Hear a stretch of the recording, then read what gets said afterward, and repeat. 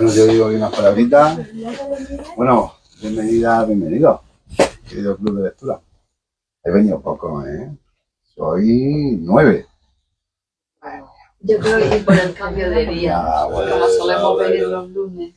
Claro, habrá gente que tenga actividad hoy. Bueno, ¿Y qué es viernes? ¿Qué es viernes? Bueno, tenemos que dar las gracias a Ana Campoy, que ha querido venir aquí a Cartagena. Hombre, claro que sí. Claro, le ha gustado muchísimo. Sí, un montón. Y nada, y va a presentar a Cristina, ¿vale? Y nada, que muchas gracias, Ana. Muchas gracias a vosotros por invitarme. Para dentro de unas semanas, el libro. Así que ahora se va. Y nada, os dejo. Muy bien. Bueno, pues vamos a hacer las presentaciones pertinentes. Ana Campoy es escritora y periodista, autora de más de una decena, he leído. Explícanos un poquito cómo fue. Muy despacito, porque cuando escribes literatura infantil, cuando ya estás profesionalizada, hay proyectos, y entonces encontrar hueco entre encargos, entre cosas, es difícil. Y todo esto nace sin un propósito. O sea, en 2015 yo soy de Madrid, pero me acababa de mudar a Valencia y acababa de morir mi abuela. Mi abuela fue una persona con la que yo estuve muy vinculada. Durante mi crianza y la de mi hermana, pues era como una segunda madre para nosotras. Y ahí se quedó. Pero hay veces que yo escribo cosas, se quedan ahí, no me acuerdo, y luego a lo mejor miro el disco duro, anda, esto que escribí, no sé quién. No, a mí esa historia como que se me quedó ahí, se quedó. Hablaba de una mujer que estaba encerrada en su casa, pero sobre todo estaba encerrada en sí misma, que había una tristeza, Luego me he dado cuenta de que en el fondo estaba hablando de mi abuela y del sentimiento que mi abuela tenía, yo creía que tenía, porque había también que averiguar muchas cosas ahí, ¿no? Y entonces digamos que ese prototexto fue que lo originó un sentimiento, fue el origen, fue como creciendo. Decía, ay, si esta mujer está así, ¿por qué le ha pasado esto? Y si vive en un pueblo, y si vive no sé qué. Entonces a mí se me iban ocurriendo cosas y anotaba en papelillos, tal. Iba al supermercado, esto me pasó varias veces, iba al supermercado y a mí me pasa que cuando te pones a hacer cosas mecánicas, se te ocurren cosas, como fregar los platos en la ducha, se me han ocurrido un montón de cosas. Y entonces estás en la cola del supermercado, ahí esperando a pagar, y de repente, ay, y no tengo dónde apuntar. No sé. El móvil siempre. Claro, pero y yo, que pase la cola y que me den el ticket y en la parte de atrás del ticket escribirlo, ¿sabes? Porque es algo que viene a buena pluma y lo necesito escribir yo con la mano. Cosas así. Y ya decidí comprarme un cuaderno y empezar a anotar en ese cuaderno todo ese tipo de cosas, los papelillos, pasarlos ahí a limpio, investigar algunas cosas. Yo sabía, en esa nebulosa iba como atando ideas, atando cositas, pero me hacía falta darle un sentido a todo. Eran como ideas inconexas. Hasta que de repente descubrí, creo que en 2018, un artículo en El Español que se llamaba El Triángulo de los Suicidas. Y hablaba de una zona de Jaén entre 3 pueblos que forman un triángulo que es donde más suicidios hay de toda España. Como encima mi familia es de Jaén, me llamó muchísimo la atención. Y en el artículo, que era más bien un reportaje, explicaban el fenómeno y intentaban encontrar los motivos. El fenómeno, además, consistía en que la mayoría de los suicidios eran por ahorcamiento en oliva, porque claro, es una zona que está rodeada de olivas y lo piensas y dices, pues es lo lógico, ¿no? Y por tiro de escopeta un 20%, pero el 80% por la oliva. Y intentaban, y sucedía una cosa, que mucha gente, su madre, su padre se ahorcaba, guardaba la cuerda y luego para ahorcarse ellos, con la misma cuerda. O sea, que eso aparece en la novela, a la gente le impacta mucho, pues, pues eso es verdad, eso pasa. Y entonces a mí me pareció como una herencia, una tradición súper macabra y súper terrible, ¿no? El que eso me pasara, encima pasé en mi tierra de origen y no sé, ¿no? Y hablando con mi madre me dijo, sí, a un conocido mío eso le pasó, que se suicidó la madre en una oliva y tal. Y era como, ¿qué dices, por favor? Y de repente dije, ostras, yo aquí tengo un sitio donde poder encuadrar todo esto y darle una explicación, porque claro, en el reportaje se hablaba de motivos por los que sucede esto, pues porque es una zona aislada, donde las temperaturas son extremas. Luego también se hablaba de un posible origen que se habían inventado en algunos casos, de que había una maldición que alguien había traído en una maleta. Y ahí tenemos el mito, ¿no? Que la misma gente se inventa un mito para dar explicación a eso tan terrible que está sucediendo en su pueblo, ¿no? Porque sucedía en varias familias esto. Y luego la explicación psicológica y, digamos, más científica es una cosa que en psicología se llama profecía autocumplida, que es que tú como que te predispones a acabar de la misma manera que tu antepasado por tradición. No solo por tradición familiar propia, sino porque lo estás viendo en las otras familias. Y es como que inconscientemente estás encaminándote a ese lugar, y se diría que es como una manera de que la gente aprende de resolver los conflictos, acaban resolviéndolos así. Que es como un proceso de culpa heredada también. Claro, sí, de destino, ¿no? Y que es tan mundo clásico esto, ¿no? El destino inexorable y estas cosas. Entonces, claro, empiezas a hilar. Yo también, el tema de Aracne, la cuerda, ahora si queréis hablamos del mito, gente que se cuelga en la oliva igual que acaba Aracne, el mito clásico, la herencia, el destino inexorable, maldición que se intenta utilizar para explicar un fenómeno doloroso. Dije, aquí es donde yo me voy a poner a investigar, y a partir de ese territorio real que a mí me muestra el artículo, pues yo me pongo a construir un territorio fabulado, que es lo que ha dado origen al libro. Que muchas veces me preguntan, ¿es un pueblo de Jaén?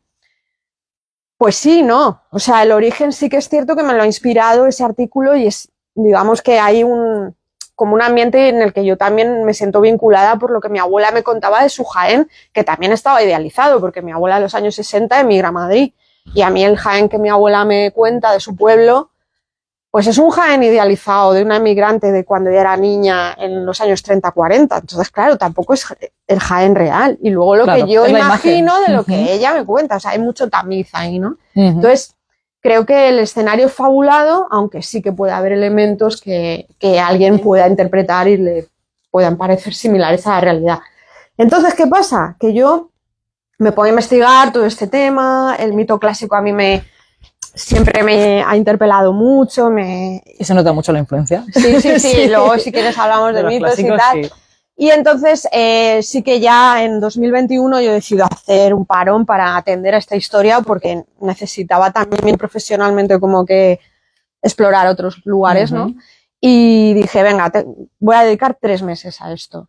Cogí el cuaderno y empecé a desentrañar. Como mi formación es de guión, yo planifico todo. No, a ver, hay alguna cosa que sí he escrito así a bola pluma con brújula, pero yo soy muy de planificar las historias. Y entonces cogí, me compré, como no tengo pizarra en casa, me compré un papel continuo blanco que me lo pegué así como en la librería, y empecé a poner post-its con lo que tenía. Y cuando terminé dije, joder, es que está prácticamente hecha la novela, solo hay que escribirla. O sea, la he ido componiendo durante años en notas, en el cuaderno, investigando y tal. Y una de las cosas que yo quería hacer en la novela era que la estructura fuera como un tapiz.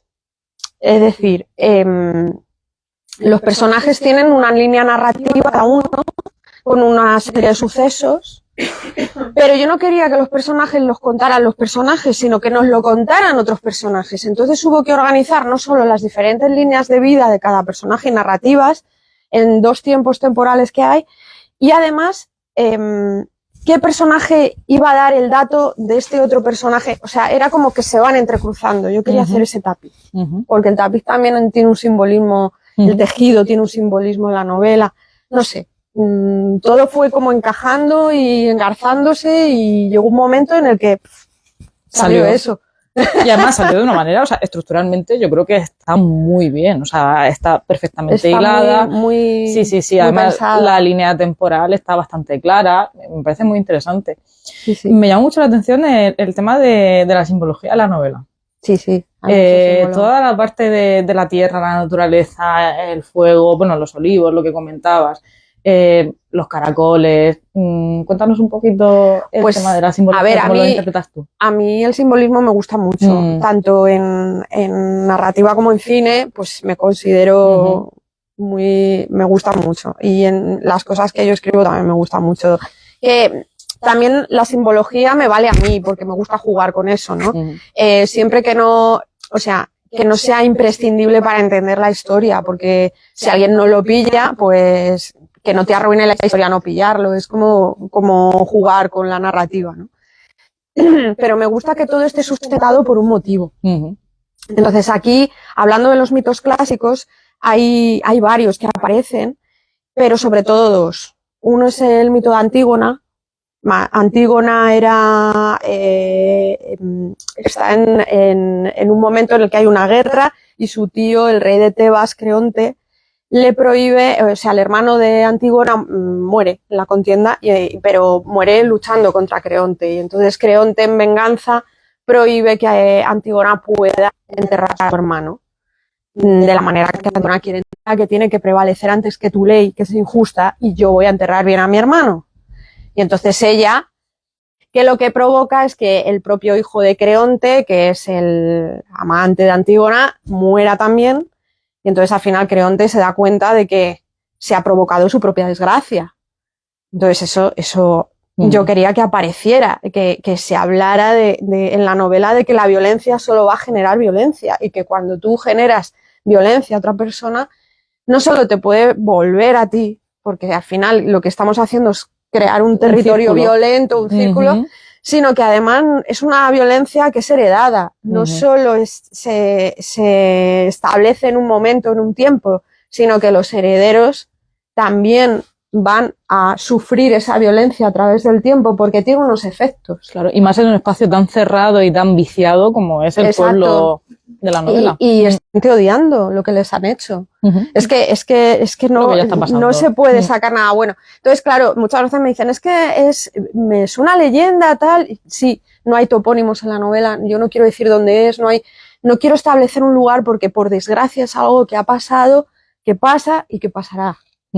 Tampoco hay nombres propios. Claro, los nombres propios, el que no existan tiene también un motivo y es que solo hay motes, porque también hay una intención de que los personajes tengan una presión social. O sea, a ti, que te llamen por un mote, tú no eliges tu nombre, pero un mote es como un nombre que te dan incluso de manera despectiva.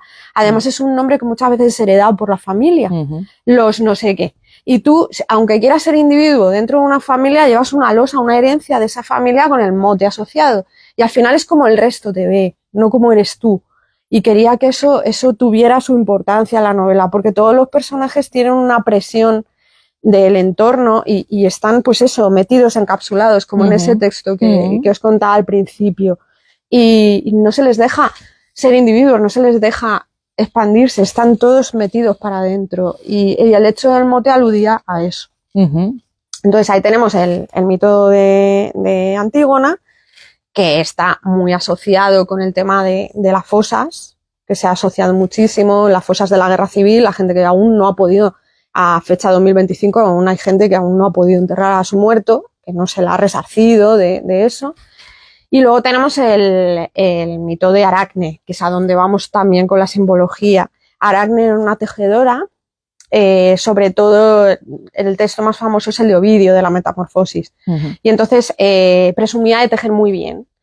Y llega Atenea y le dice, ¿cómo que tú vas tejiendo muy bien y que eres la mejor? Te reto, vamos a ver quién teje mejor. Y entonces montan ahí una especie de maestros de la costura, un masterchef de tejido y tal. Y vamos a ver quién. Y efectivamente la que mejor teje es Aracne, es la que mejor teje, pero el motivo que ella elige para esa competición son creo que eran 21 infidelidades de Zeus, el padre de Atenea, que es como, ahí lo llevas, ¿no? Entonces Atenea monta en cólera, ya le da la excusita para ella ponerse intensa y dramática, y entonces coge y le dice así, pues que sepas que vas a convertirte en araña, y justamente es el texto que hay en el prólogo, o sea, al principio del libro la cita, y vivirás colgada de una oliva con una cuerda, tú y tus descendientes, la herencia. la violencia tú y tus descendientes. La culpa heredada. Sí, totalmente. Y dije, jolín, es que aquí tengo a mi personaje, aquí tengo la tuerta. Porque las mujeres, a mí me aludía todo este mito a las teorías feministas de mujeres enfrentadas por culpa del patriarcado en una lucha de poder.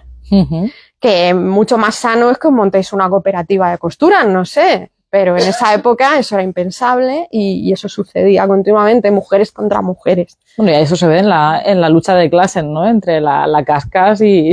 Claro, es que es eso. Aparte de que hay... La tuerta. Aparte de que hay una intención de hablar de lo que es ser mujer en la época de la posguerra, también hay una intención de hablar de la lucha de clases. Es que y si eres mujer y pobre, ya es como... Estás totalmente lo silenciada. peor, o sea, lo peor es ser criada. Eso es algo que me he preocupado mucho en la novela de que quede reflejado. Ser criada era la peor cosa que te... Podías ser prostituta, podías ser criada o podías casarte con alguien para que te mantuviera. Es que había pocas opciones, pero ser criada era como porque ya se daban por hechas determinadas cosas que es que... y la escapatoria era nula. Entonces... y eso queda muy patente en la novela, o sea, esa atmósfera totalmente asfixiante de no puedo salir de aquí. Y es lo que hay. Sí, el es lo que hay porque tu realidad es esta. También quería hablar de las mujeres del bando ganador, porque también tienen lo suyo, que muchas veces hablando de la cascas y tal, me apetecía explorar a esa mujer porque ella también tiene lo suyo. O sea, ha sido menospreciada dentro de una familia privilegiada, pero menospreciada. Y a lo mejor eso explica también pues esa maldad, ¿no? Que esa envidia. Me gusta a mí explorar a los villanos mucho, que cuando salió la peli de Maléfica, que era como, es que ahora entendemos por qué Maléfica se comportaba así, pues es como un trabajo de personaje y a mí me interesaba mucho entender ese odio y esa inquina de cuál podría ser el origen. Porque soy de la opinión de que cuando una persona se comporta de esa manera siempre... aunque no la compartamos, hay una explicación psicológica. Hay un contexto. Hay un algo detrás. Tiene que, no sé, a mí me da mucha paz pensar cuando alguien se porta mal o alguien considero que ha hecho algo malo o que no se comporta de una manera... Bueno, no es gente malvada por naturaleza, pero eso ya es otro tema. No sé, pues yo quiero pensar, porque a mí me da mucha más paz, decir, bueno, pues lo suyo lleva y a ver qué le pasa a esta persona para llegar a ser así, ¿no? Sí. Menudo infierno estará viviendo por dentro. Y no sé, como que me consuela un poco. Y eso. Entonces, el simbolismo, que es que yo me voy por la rama, yo me pongo a hablar y... Aracne, ya esto aparece en el texto de Ovidio, su padre era tintorero de Tiro, la ciudad de Tiro, y se dedicaba a crear el color púrpura con caracoles, las cañadillas estas que se comen de los caracoles de mar. Entonces, no está bien documentado, no se sabe el proceso exacto porque no hay un documento, pero se cree que se hacía utilizando una gran cantidad de caracoles, usando un saquito que tienen dentro con el pigmento, eso se dejaba pudrir en unas vasijas y tal, o sea, hacía falta una gran cantidad de caracoles para crear el tinte. Y por eso el púrpura está asociado a la realeza, a los altos estamentos, era un color que hacía falta mucho dinero para poderlo pagar y estaba muy vinculado pues eso, a la gente con dinero, a la gente rica. Y de ahí pues todo eso que aparece, ¿no? El tintorero, el padre de la tuerta, que en una época de riqueza, esplendor, pues iba la gente a por el color púrpura.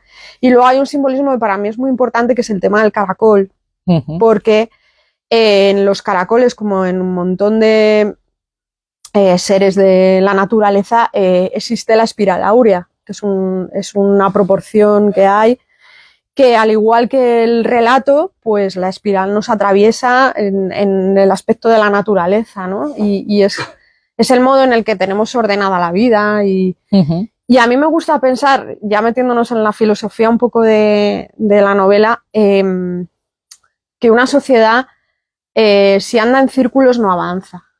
Esta gente está metida en ese pueblo y lo que hace es andar en círculos, está metida en sí misma, repitiendo una y otra vez. Sí. Exacto, una herencia y replicándola y replicándola.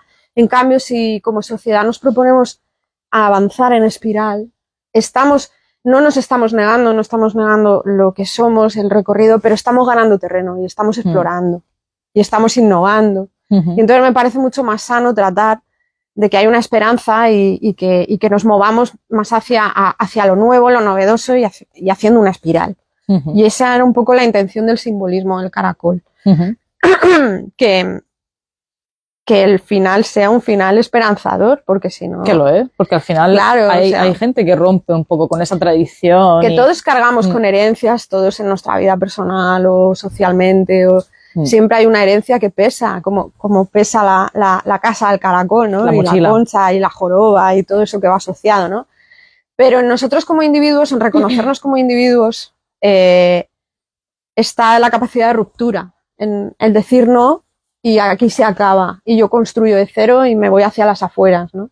Luego ha sido muy, muy bonito y muy gracioso que el libro haya acabado en una editorial que se llama Las Afueras. Que lo estuve pensando todo el rato mientras leía la novela. Claro, es que cuando nosotros íbamos editando el libro, lo estuvimos editando este verano, yo no hacía más que ponerle notas a Curro, a mi editor. Curro, qué fuerte esto, la casa de las afueras, ¿eh? O sea, es que yo no tenía ni idea de que esto iba a acabar aquí. Y ha sido como muy bonito. Y además la filosofía de la editorial es precisamente publicar cosas que están en las afueras del canon, no lo que hay en los esquemas de los establecidos. Claro, o sea, libros distintos que exploran, que tal. Digo, es que parece que estuviera esto predestinado. Pero es que era una coincidencia además súper bonita. Yo conforme lo leía decía lo mismo, digo, mira, me acordaba todo el rato del nombre de la editorial. La tuerta es como una outsider que está ahí en la casa a las afueras del pueblo, ¿no? Sí. Pues esa parte es muy chula. Bueno, en general el libro, a mí por lo menos me ha encantado. Yo supongo que a los que habéis leído el libro en el club de lectura también os habéis quedado bastante contentos con la selección.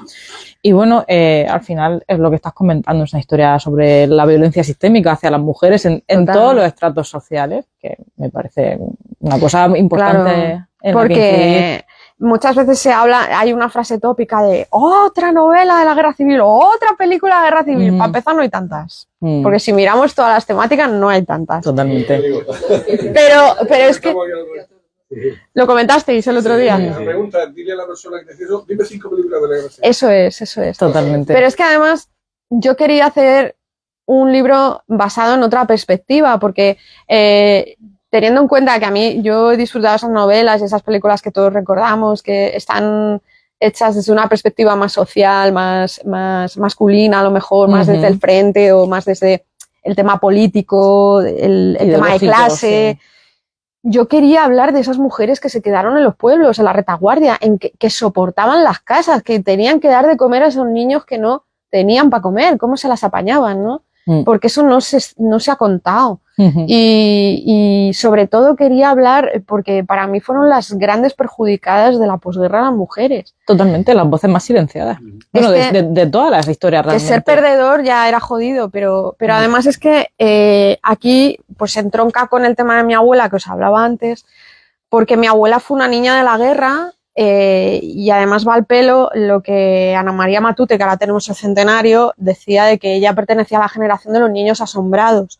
Asombrados no solo porque se les viene una guerra encima y se quedan petrificados, sino por la sombra que se cierne sobre esa generación. Era una generación que el gobierno de la República tomó como referente para renovar la educación, para renovar un ideario, para renovar un montón de cosas. El tema de la mujer, aunque España estaba inmersa en...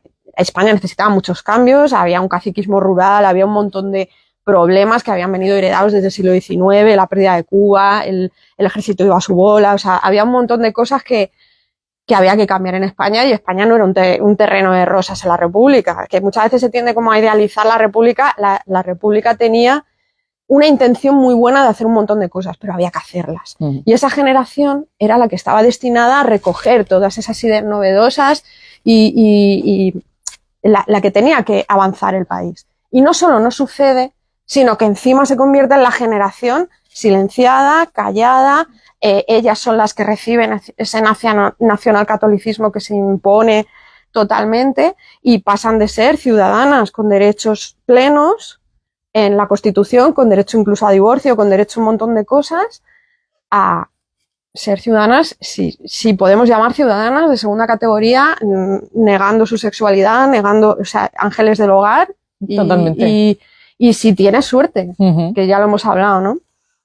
Entonces, y prácticamente anónimas. ¿Sabes? Claro. Entonces, yo quería entender por qué mis abuelos no hablaban.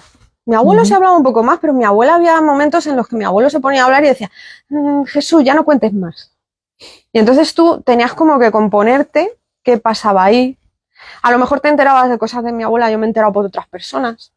Que también es la idea esta de cómo nos cuentan los demás, por eso los personajes se cuentan unos a otros, porque se va cuchicheando, se va contando por otros lados, ¿no? La gente la gente tiene miedo a hablar de frente.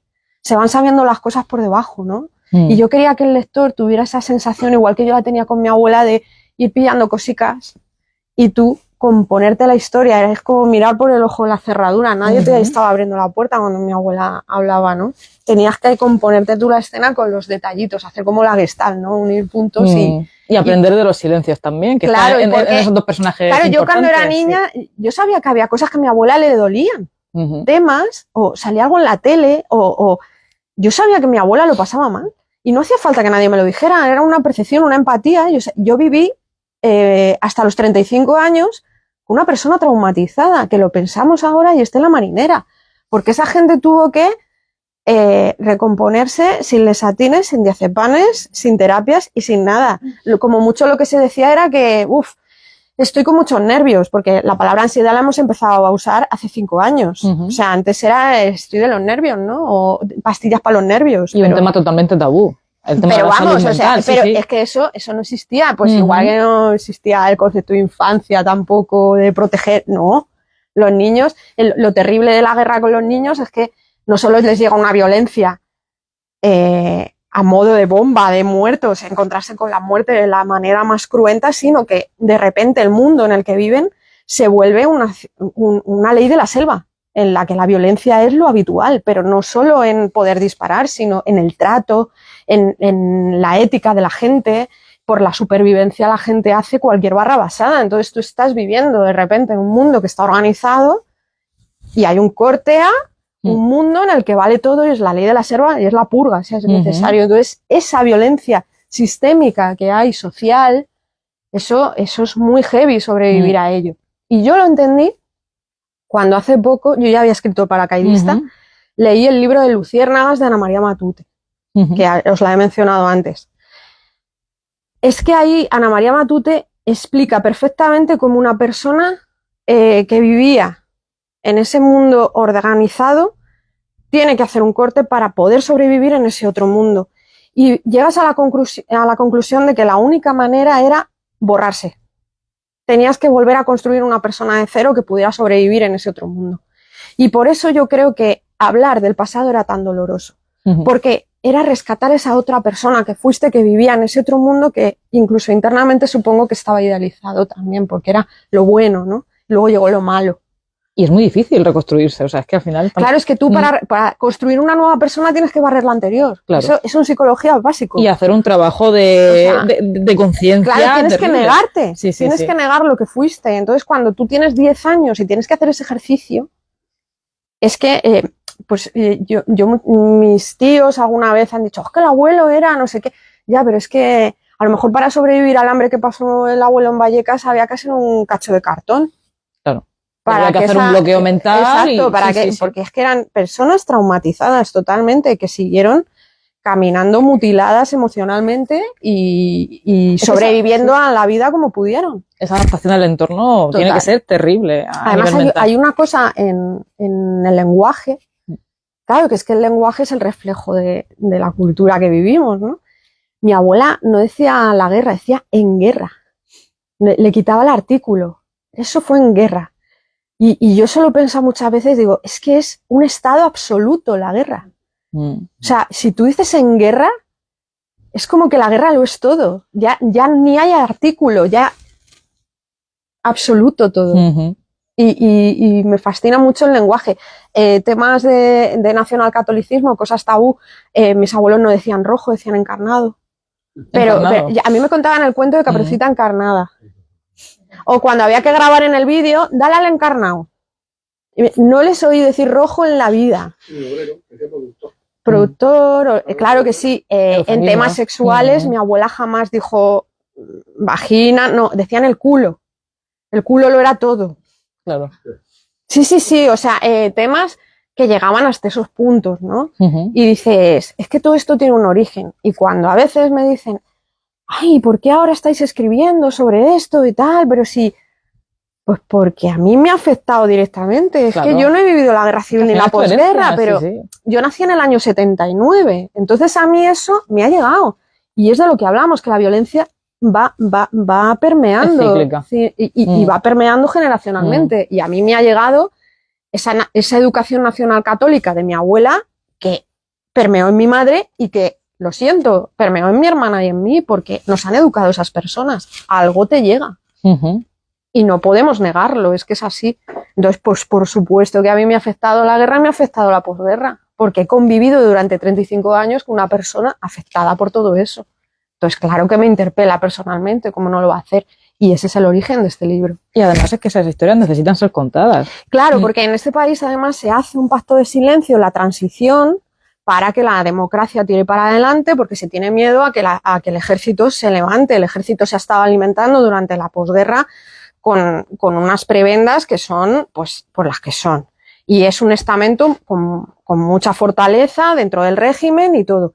Y se tiene miedo de que el ejército pues pase lo que pasa en febrero del 81. Entonces, yo ahí no entro a juzgar, porque yo no era adulta en esa época, no entro a juzgar si se hizo bien o si se hizo mal, porque creo que no tengo suficiente información como para emitir un juicio y no sé si yo lo debo hacer.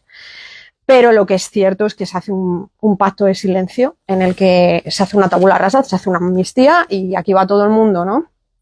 Y esa generación como que se convence de que lo anterior se tiene que dejar atrás para construir un país nuevo, para tirar para adelante, para que España arranque, para un montón de cosas. Claro, eso tiene pues que tenemos una Expo y unas Olimpiadas en el 92 y España va súper bien, ¿no? Pero tiene que no se ha hecho la terapia de grupo, que no hemos hablado del que nos ha pasado, que hay mucha gente que no ha sido resarcida, que hay mucha gente que sigue con ese dolor debajo. Se ha convertido en tema tabú y ya está. Quedado, entonces, sí. ¿Qué pasa con esa gente? ¿Qué pasa? Porque en Argentina al menos hubo un juicio, pero aquí como hay una ley de amnistía que lo prohíbe, pues ni siquiera hay juicio.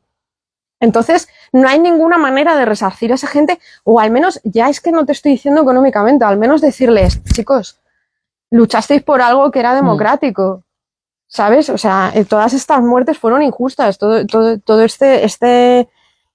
esta venganza que hubo tras la guerra, además, que eso fue terrible. Se hizo una ley para que tú pudieras denunciar a tu vecino y era como venga, por ti. No sé, eso no es coser heridas, ¿no? Eso es ir a denunciar y la sacó. Eso es. Pues, no sé, creo que a lo mejor somos los nietos los que hemos convivido con los abuelos, los que no hemos tenido esa, digamos, responsabilidad generacional de levantar países y somos los que hemos tenido conexión con ellos, nos hemos criado con ellos y ahora nos estamos haciendo preguntas y diciendo... Sois esa puerta de entrada al final, o sea, estáis contando la historia. ¿Qué pasó ahí? A lo mejor hacía falta ese distanciamiento, no sé. Pero no podemos negar que en este país hubo una herida muy grande y que nos sigue doliendo, sobre todo a mucha gente. ¿Tuviste alguna influencia literaria para escribir este libro o fue como... O sea, con lo que has comentado de que surgía en anotaciones, un poco por la historia de tu abuela, pero ¿tuviste en mente alguna obra que...? Pues fíjate, es que yo creo que al final eres un contenedor de todo lo que has leído, ¿no? Y hay como un imaginario de esa edad de plata, esa gente que tenía esas nuevas ideas en la época de la República, que era gente burguesa, ¿no? Menos Luisa Carnes, que era de origen obrero, la mayoría de las mujeres que escribían en esa época, y los hombres, los del 27, la mayoría eran origen burgués, que eran los que se podían permitir irse a estudiar a Madrid, la residencia de estudiantes, estas cosas, ¿no? Pero está ese imaginario, también está Mercè Rodoreda, que la descubrí en el año 2018, porque se publicó un libro suyo llamado La muerte y la primavera, que a mí me revolvió muchísimo esa manera de escribir. Mercè Rodoreda era catalana, escribió siempre en catalán y con la guerra se tuvo que exiliar.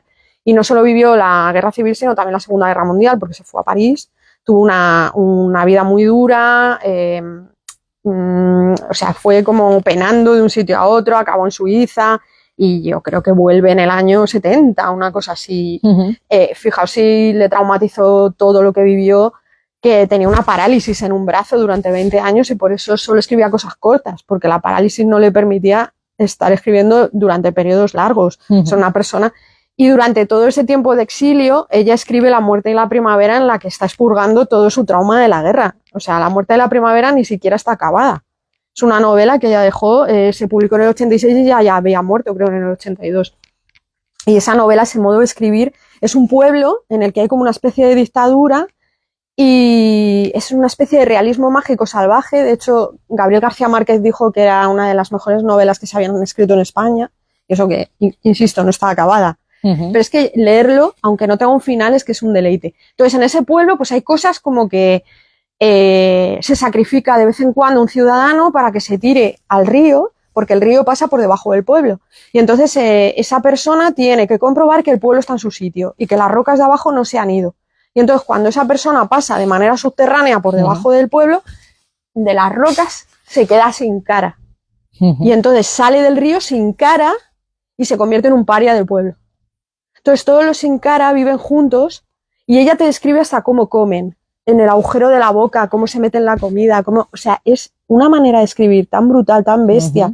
Luego explica cómo la gente se suicida. Que claro, yo ahí dije, ostras, el tema de los suicidios que yo estoy pensando, tal, no sé qué, es como que me entroncaba mucho. Pero porque lo leíste al mismo tiempo, ¿no? No, yo encontré el artículo antes, pero luego me encontré este libro. Y dije, qué barbaridad esto es increíble, qué casualidad, ¿no?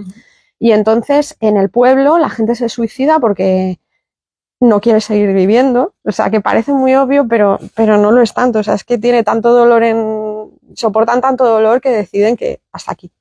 Y entonces lo que hace es elegir un árbol que es su árbol. Y cogen un hacha, le hacen un agujero al árbol. O sea, ya es un acto violento en sí, ¿no? Un tío ahí haciendo un agujero al árbol. Se meten, le ponen unos clavos como si fuera la cruz de Cristo y se meten dentro del árbol, pero luego tienen que venir los vecinos a sacarlo del árbol y llenarle, ponerles un embudo y llenarlos de cemento y meterlos otra vez en el árbol y ya el árbol se cierra y se queda la persona ahí.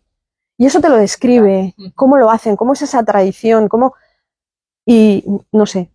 Es como dices, devolverlos continuamente a su sitio, ¿no? A ese sí, es como una violencia contenida y los numerosos críticos que han analizado su obra hablan, y estoy de acuerdo, de que es que tenía un trauma tan grande con la guerra que ahí es donde está todo volcado, en ese libro. O sea, ese libro es dolor por todos los poros, pero es tan bonito de leer, que es lo que tiene la literatura cuando nos impacta tanto. Es tan fascinante de leer cómo ella ha sido capaz de contar eso de una manera tan poética y tan bella que dices, no sé, y a mí ese libro me afectó mucho, me marcó como un camino, o sea que también fue importante para mí. Bueno, los del club de lectura, ¿alguna preguntita que le queráis hacer? Claro que sí, aquí comentamos. Yo también hay mucha poesía, de hecho cada uno le llevábamos algunas de las frases que nos habían gustado más y está todo muy trabajado, muy bien conseguido, sin exceso, diría yo. Muchas gracias. Y sobre todo, quería preguntarte por ese trabajo del lenguaje para hacía muy bien el ambiente rural, ¿no? Porque hay palabras incluso antiguas, hay cosas, incluso hay costumbres, el hecho de los motes también. Sí. Y hacer ese ambiente está... Es intencionado totalmente, muchas gracias. Es intencionado, taché mucho, porque no es que yo supiera lo que quería, sí sabía lo que no quería. Y cuando algo me chirriaba, lo tachaba. Porque es como, no, aquí se me va. Aquí esto es exceso, fuera. Sí sabía que como yo estaba contando una historia muy dura, no me podía recrear en determinadas cosas. Prefería hacer así, pues como hacía mi abuela, hacer así, asá, y tú ya te lo compones. Pero es bastante comedido, o sea, quiero decir... Claro, pero... La violencia sin exceder, claro, pero yo estoy contando paseos, estoy contando una mujer rapada, estoy contando cosas muy heavy, estoy contando violaciones, intentos de violación, o sea, son cosas muy heavy. Pero a mí me genera pudor como escritora mostrar... Excederte en la violencia, recrearme. Sí, yo prefería ser más sutil.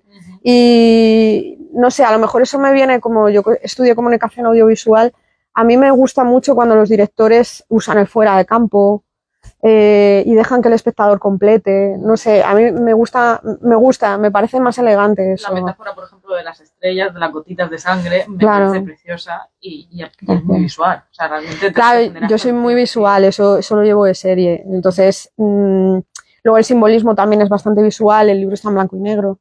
La oscuridad y la luz tienen su propia... los colores en el sentido de que, cuando la tuerta tiene su único momento de resurgir un poco va vestida de blanco, porque ha estado tanto tiempo en la oscuridad, pues que metafóricamente es el mejor modo de explicar la luz, ¿no? La luz. Las flores, ¿no? Ese renacimiento. Eso es. La luz es como, pues toda la simbología que ha tenido la luz durante la historia del arte, no sé. Y el color está pues en la época en la que estaba vivo su padre, que teñía, ¿no?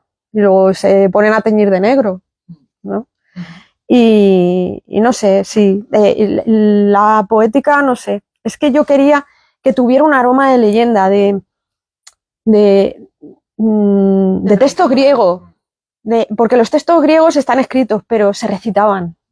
Yo quería que fuera un libro que se pudiera leer en voz alta, que se pudiera contar, que fuera como pues eso, una leyenda alrededor de la lumbre, que cualquiera pudiera recitarla si fuera una época clásica, que oliera todo eso.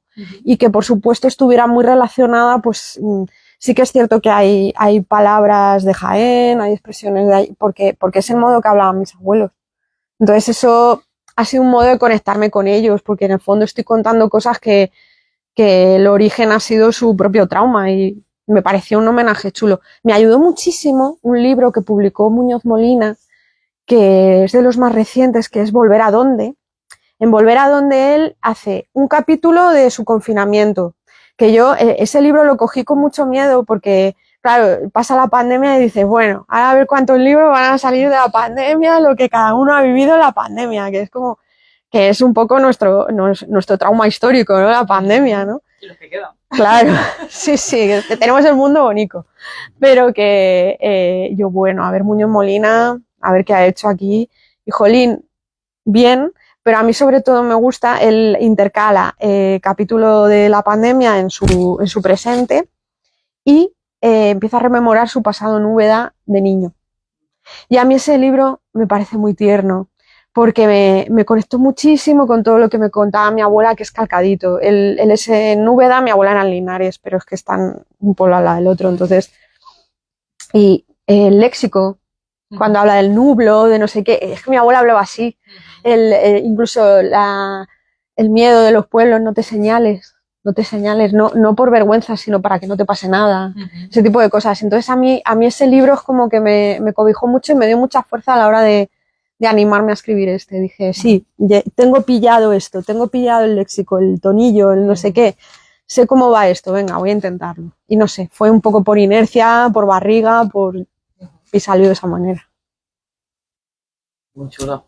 Además se nota mucho en esos pasajes, ¿no? Del pueblo, de cuando se ponen a hablar de la tuerta, de fíjate claro. cómo sale, ¿no? A la luz de repente. Los diálogos, hay muy pocos diálogos, y los diálogos que hay, no sé si os habéis fijado que no hay acotación, que es solo raya, raya, raya, raya, porque la idea era que fuera como un corifeo, claro. Como que fuera como muy teatral, muy como los corifeos. Muy... Claro, o sea, que realmente además no hay acotaciones porque no digo ni quién lo dice, porque lo podría decir cualquiera, y volvemos a despersonalizar a los personajes, ¿no? Y porque en el fondo es como, si fuera un diálogo en el que una persona está rumiando pensamientos, podría colar. Porque al final es un ente el pueblo, ¿no? Es que se genera esa sensación de murmullo, ¿no? Claro, claro. Y sobre todo la sensación que algunos personajes la tienen de ya estarán hablando de mí. Claro. Porque esto es como que es inevitable, ¿no? Se expande. El rumor. Eso es así. No, sí. Hablando de eso de la tragedia, en la contraportada dice que hay ecos de Lorca y tal. Y entonces me viene a mí Bodas de Sangre, sí. Que es como un coro. Eso es. De las lavanderas, del drama que hay en la familia, del novio, de tal. Y entonces eso me recuerda también a esto, al pueblo, a la tragedia griega ahí que claro, es hay que... en el libro, ¿no? Entonces, Sí, totalmente. Es que Lorca, a ver, Lorca es universal, Lorca nos atraviesa, nos vertebra, pero es que totalmente, pero es que Lorca recoge perfectamente la tradición clásica y la reinventa. Es que Adela, en la casa de Bernarda Alba, se cuelga de una cuerda, se ahorca como Aracne.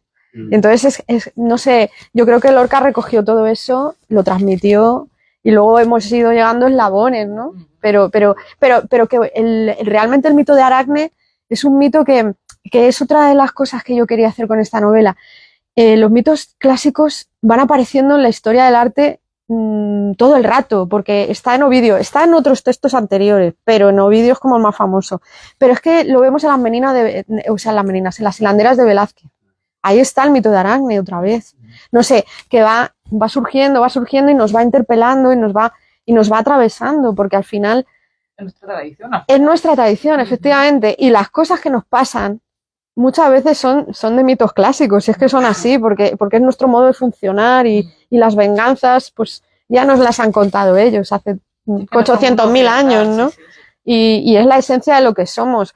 Pues lo mismo que cuando se hablaba de la espiral áurea, si es que al final somos eso mismo replicado una y otra vez. Así que sí, por supuesto. Hay un momento en el que en la novela, ayer me preguntaban en Almería, es que la barda y la tuerta, jolín, una como que se sacrifica y la otra va ahí, va con todo, y es como, claro, pero es que hay una gran diferencia entre la barda y la tuerta, y es que a la barda le han matado un hijo. ¿Sabes? Ella no sabe quién ha sido, pero para ella le han matado un hijo y encima han sido eso, ¿no? Claro. Y eso es muy lorquiano, eso de mi sangre que es mía, me la han matado, con lo que cuesta criar a un hijo, lo fácil que es perderlo, ¿no? Y entonces, y con este brazo vamos todos detrás, ¿no? Y eso es muy lorquiano, pero es que es muy clásico. Es que Lorca bebe de todo eso también y de, no sé, yo creo que él recoge y nos universaliza ese modo de hacer. Y por supuesto que está ahí. Si es que a quien no le gusta Lorca, bueno, alguien habrá, pero no sé. Si hasta a los americanos les gusta Lorca, no sé. No sé, para mí era un genio ese hombre. Sí. ¿Y alguna otra preguntita que queréis hacerle a Ana? ¿Alguien de club? Sí. Pregunta. ¿Cómo se te ocurrió lo del tema del paracaidista? Porque bueno, a mí me ha encantado todo el ambiente rural asfixiante y además me gusta mucho que sea la posguerra, porque bueno, en la guerra todavía a lo mejor hay una esperanza, ¿no? Pero aquí se vive esa falta de esperanza total. Y no sé, el paracaidista que ya lo ves desde el principio y es un personaje que aparece poco, pero pues vertebra toda la novela. Claro. Y no sé cómo se te ocurrió ese acto de que cayera un paracaidista. Porque es un pueblo que está aislado, encapsulado, andando en círculos. Yo necesitaba un elemento externo. Y que llegara de una manera... O sea, yo el paracaidista lo he comparado muchas veces con la bola de billar blanca, que es la que golpea a todas y las pone en marcha. Necesitas un personaje o algo que pase catalizador para que todo ese status quo que hay, que no hacen más que hacer así, cambie. Y entonces para mí... No sé, es que no sé cómo fue. Yo creo, me han llamado siempre mucho la atención los paracaidistas, porque, sobre todo los paracaidistas que se quedan enganchados a los árboles. Que es como el de la farola y todo eso, ¿no? Es como, o sea, tú estás en un lugar, pero llegas a tierra, pero te has quedado enganchado y estás entre dos mundos, ¿no? Estás ahí. Y eso, luego, claro, cuando lees la novela, simbólicamente, ahí, ¿no? Claro, hay una frontera. He llegado, pero no he llegado, porque no puedo hacer nada, ¿sabes? Y estoy aquí a medias, ¿no? Y mi sitio era ese, y cuál es mi sitio ahora, ¿no? Y luego, hace relativamente poco, en una presentación en Valencia, me acordé de tengo un recuerdo de infancia, de mis primeros recuerdos de infancia, que tiene que ver con un paracaidista. Digo, a ver si el subconsciente aquí ha jugado, sí. Y fue porque, a ver, mis padres y yo nos llevamos poco. Ellos se casaron con 20 años y me tuvieron con 22, o sea, es que eran dos críos, ¿no? Y entonces yo soy la mayor. Y vivíamos en un piso que tenía moqueta. En los 80 se llevaba mucho la moqueta en los pisos en Madrid. Y apareció mi padre, pues supongo que con 25 años, con un cohete lleno de papelillos, juguetillos y no sé qué más. Y llegó a casa y dijo, vamos a estallar el cohete para la niña. Y mi madre, ¿pero qué dices, hombre? Que va a quemar la moqueta, que no sé qué. Mi padre, que sí, que ya verás, no sé qué. Y que no, que verás, que... Bueno, ahí se ponen... Total, que planto el cohete dentro de la casa, que yo lo pienso ahora, digo, criejos, de verdad, porque es que de verdad. Plantó el cohete en mitad de la salita de estar, no era ni el salón. Y tal, y lo prende y hace el cohete. ¡Pum! Y empiezan a salir, pues salen confeti de todo. Y salió un paracaidista yo lo recuerdo eso, el paracaidista cayendo. Por supuesto quemó la moqueta. Cuando se mudaron, se quedó la moqueta con el quemado ahí, por supuesto. Mi madre dijo, te lo dije, has quemado la moqueta. Y ese paracaidista se quedó durante muchísimo tiempo en el cubo de construcciones pero el muñequito se quedó, incluso mi hermana jugó con él. Mi hermana que nos llevamos 6 años y medio jugó con ese muñeco, o sea que se quedó ahí, ¿no? Y siempre lo he tenido asociado a ese recuerdo, que supongo que lo recuerdo porque, claro, que te ponga tu padre un cohete en mitad de la sala y queme la moqueta, pues supongo que no lo olvidas, ¿no? Y ahí estaba el paracaidista, no sé. El subconsciente como es. Siempre me ha llamado muchísimo la atención. ¿Quieres hacer una pregunta tú también? Yo iba a comentar que el libro que es fantástico. Gracias. Que un tema tan complicado, tan tenido, tan breve, que esa misma contención que tienes en la escritura o en la estructura de la novela, en la extensión, manifiesta un poco la contención de los personajes, de esas mujeres que están ahí calladas, que no dicen, entonces hay como una tensión latente. Eso es. Se proyecta, se percibe muy bien, está muy bien. Sí, muchas gracias. Sí. Yo os confieso que cuando se escribe con mucha soledad. Sobre todo, en mi caso, yo he estado durante mucho tiempo escribiendo literatura infantil, con muchísima responsabilidad, porque para mí la literatura infantil es literatura, la reivindico siempre. Ojalá los adultos se acercaran a la literatura infantil. Hay como en todo, novelas malas, buenas y espectaculares. Hay de todo. Pero claro, para mí era un territorio inexplorado. Y yo antes no había hecho, había hecho relatos, había hecho poesía, lo tengo guardado y tal, pero no he publicado nada de eso. Entonces para mí era un salto al vacío, porque es otro modo de contar, es otro tipo de lector, y tú haces tu apuesta y no sabes, dices, yo sé lo que yo quiero contar, y viene motivado por una sensación de injusticia, porque yo quiero explorar, sobre todo era explorar qué le pasó a mis abuelos, ¿no? Quiero entender de dónde vienen, de dónde vengo. Si es que al final yo creo que cuando escribimos porque hay un dolor detrás o hay un algo detrás, ¿no? Algo que te motiva. Y ese es el origen de esta novela. Entonces tú te sientas ahí, planificas, te pones y a ver qué pasa y vale, ya lo tengo, voy a revisarlo y se lo tengo que mandar a alguien. ¿Y a quién se lo mando?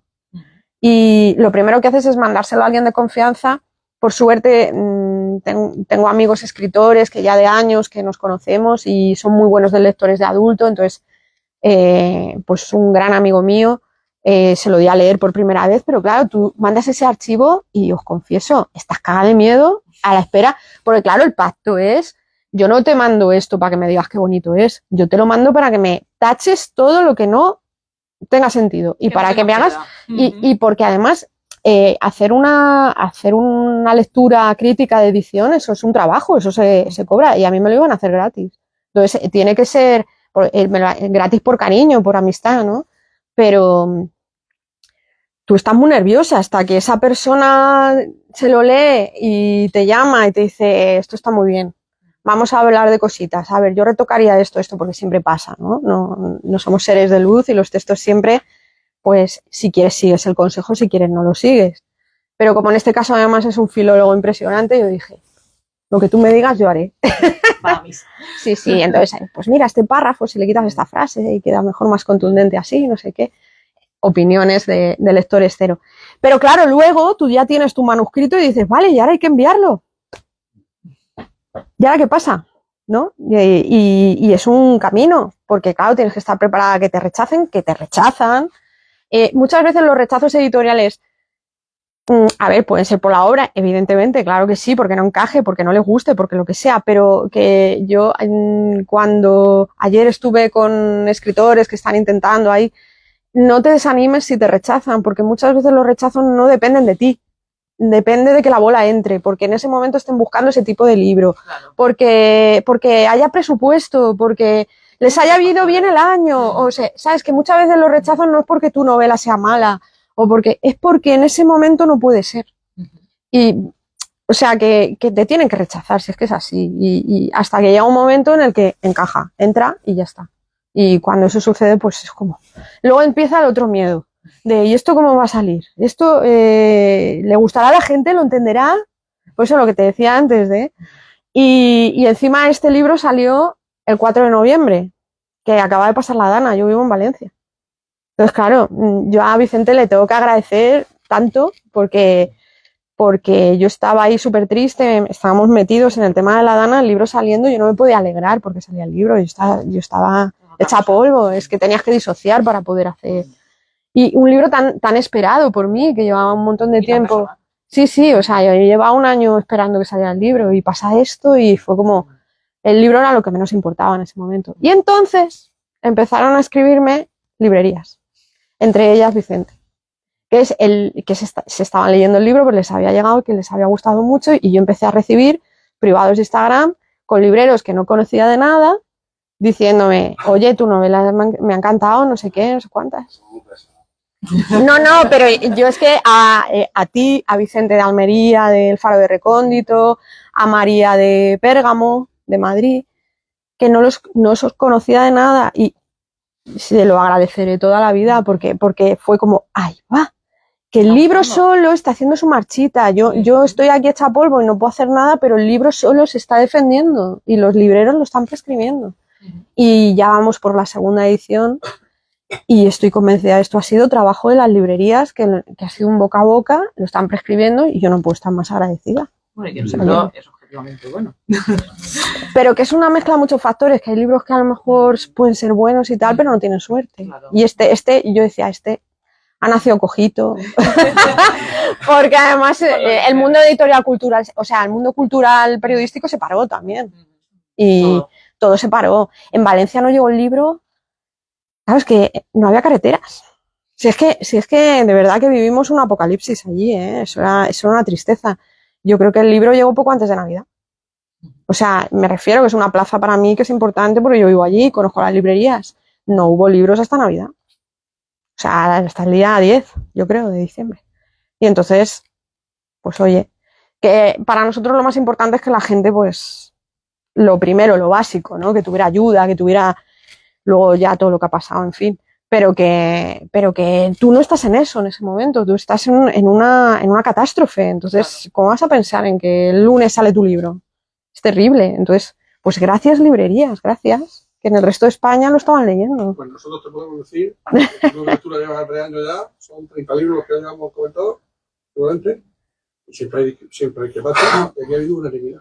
Todos. Muchísimas gracias, de verdad. Todos, o sea, nadie me encantaría. Nadie dijo, bueno, nada, somos pejigueros,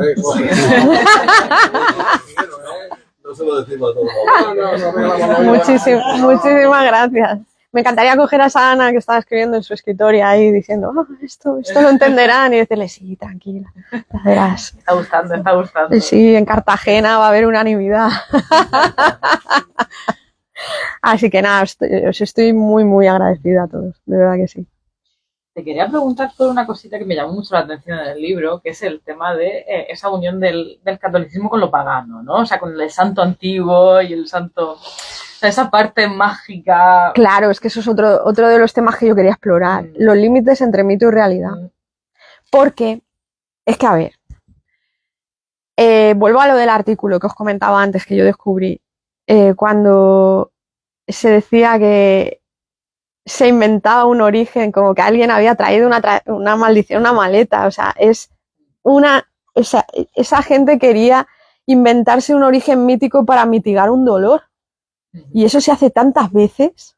O sea, cuando un niño se hace daño y le hacemos cura sana, eso es un mito ya. Claro. Le estamos generando fantasía sobre un dolor. Y eso es un recurso tan humano, el inventarte una realidad paralela para no sufrir tanto, para no mirar a la verdad de cara. A ver, yo defiendo que la verdad se tiene que saber siempre y no hay que tamizarla con cosas. Pero sí que defiendo el derecho a la fantasía. de que aunque tú sepas tienes que saber la verdad, pero sabiendo la verdad, que tengas derecho a consolarte con algo fantástico, ¿no? Y esta gente, en el artículo yo vi que lo hacía y me gustaba mucho explorar eso, porque además los mitos clásicos lo hacen continuamente. O sea, nadie se cree que una tía pueda convertir a otra en araña y que cuelgue de una oliva. Eso es magia, eso es fantasía, pero yo quería que esa confusión existiera. De hecho, en Jaén hay santeros. No sé si tenéis familia o sois de Jaén o lo que sea, hay santos. Y tú, claro que sí, tú tienes una verruga y vas al santo. O sea, quiero decir que curanderos o lo que sea, y hay como una mezcla ahí entre tradición, mito, realidad, y a mí esos límites me parecen fascinantes, como no, yo qué sé, si mi abuela decía, si viene una visita y se hace pesada, dale la vuelta a la escoba. ¿Qué ciencia hay ahí? No hay ninguna, pero tú te sientes más confortable haciendo eso, ¿sabes? Entonces, pues vale, o lo de cucufato, no sé qué. Claro, ese tipo de cosas, ¿quién se las inventa? Pero nos hacen sentir confortables ante una situación que no nos gusta, ¿no? Y claro, entonces yo quería que en ese pueblo, esa violencia, ese pueblo se inventara una maldición y una explicación mítica para no hacer frente a ese dolor que les acecha, que por supuesto ahí está la barda para decir, de eso nada, no hay maldiciones, aquí lo que hay es mala gente, ¿sabes? Y sí. Se va perdiendo porque el nuevo es fatal, no es como el santero nuevo.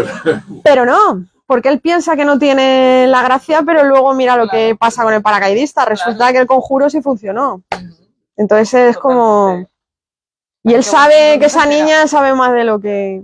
Él tiene ahí como esta no me gusta, esta niña. La parte de la niña y su relación con el fuego y con el elemento de la naturaleza... Es que eso tiene eso tiene una explicación narrativa, y es que si yo quería ofreceros un final en el que sucede lo que sucede, yo no puedo poneros un universo completamente realista, porque si no parece que me saca un conejo de la chistera.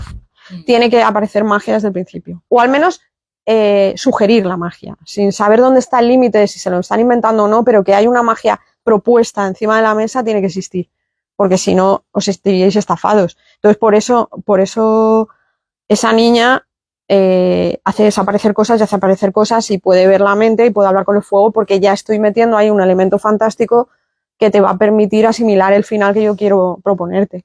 Entonces esa es la idea de todo, aparte de que la niña tiene un montón de cosas de las que yo quería hablar asociadas, que a lo mejor también es por deformación mía profesional de venir de infantil, pero yo quería que hubiera un personaje completamente inocente, que además son los que mejor entroncan con la fantasía, los niños. Los niños son los más crédulos con lo fantástico, los más permeables, y tú a un niño le dices que 3 señores vienen una noche y al día siguiente te van a dejar regalos y se lo creen. O que se les cae un diente, que va a venir un ratón y se lo creen. Bueno, ella va haciendo intercambios, ¿no? Con esos elementos del pasado. Los niños son tan plásticos y tan receptivos al tema fantástico. El problema es que crecemos y no sé. Bueno, salvo que te hagas juez y entonces te crees todo lo que te dice.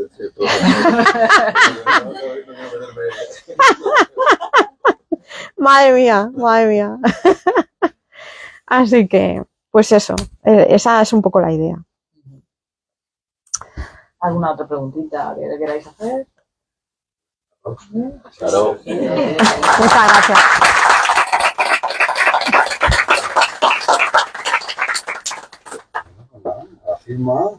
A la firma. Un beso al streaming. Ay. Voy a coger el boli mágico.